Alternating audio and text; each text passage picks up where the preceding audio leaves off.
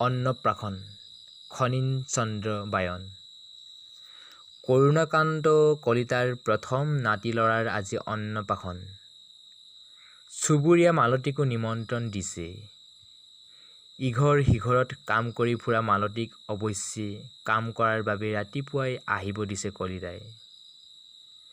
কোলাত ৯ মহীয়া কেঁচুৱাটি লৈয়ে ইটো সিটো কাম কৰি গৈছে মালতীয়ে।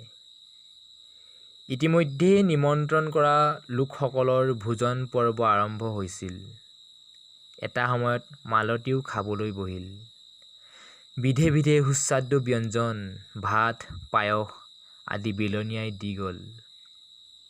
হঠাৎ মালতীৰ মনত পৰিল তাইৰ ল'ৰাটোকো মুখৰ ভাত দিয়াৰ বয়স হৈছে।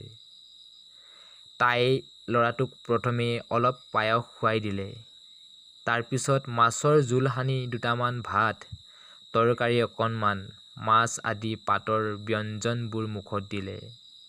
এটি আনন্দৰ হাঁহি মালতীৰ ওঠত তেতিয়াই বিৰিঙি উঠিছিল। ধন্যবাদ।